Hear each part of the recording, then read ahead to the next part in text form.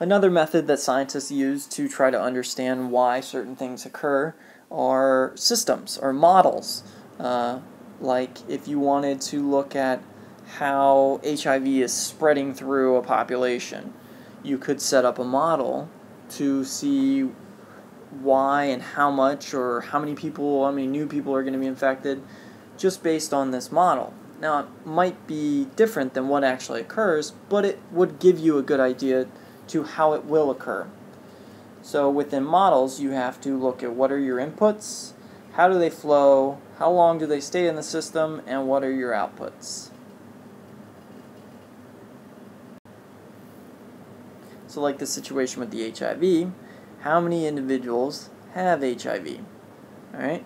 And how many people are in the system where they flow to the system, population, the more people, use my system, and then how many people are leaving now contracted with HIV. A little positive on their head is the HIV positive.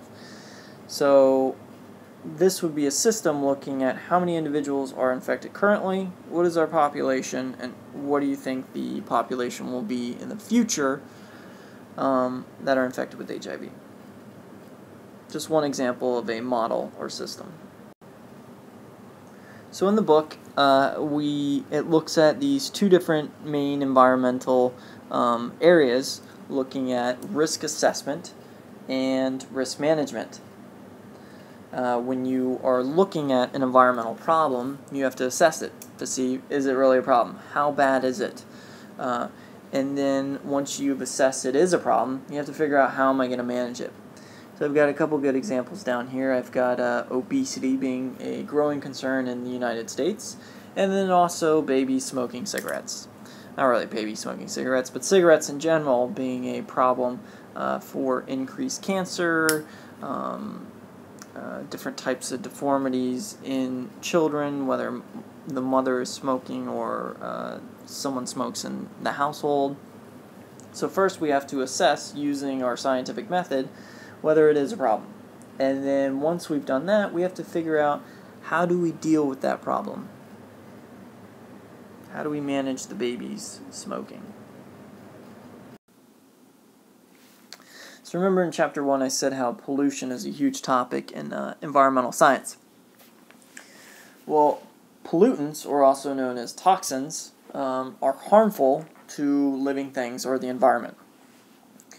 Well, you have to look at what concentration do these chemicals, whether they're synthetic or natural, become harmful. And one way to look at that is what is known as a dose-response curve.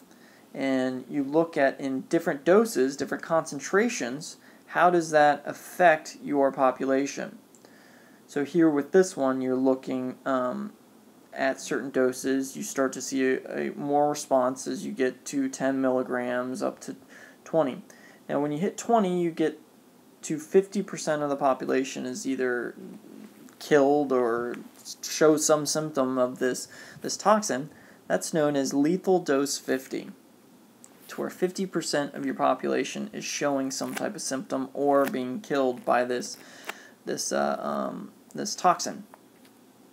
Down here, right after 5, with this first circle, what is known as the threshold.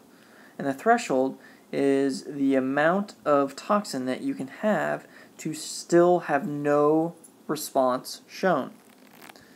Over here on the side, there are two different areas of toxicology that scientists are concerned with, looking at acute toxicity, to where the initial responses to how the first symptoms are shown, and then you have chronic toxicity, to where that might be some type of exposure of a toxin that causes a chronic illness that could potentially be fatal.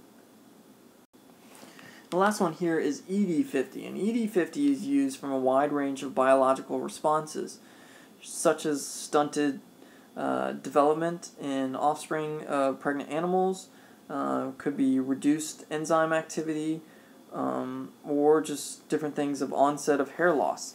So that is another way of looking at how different toxins can effectively cause a response.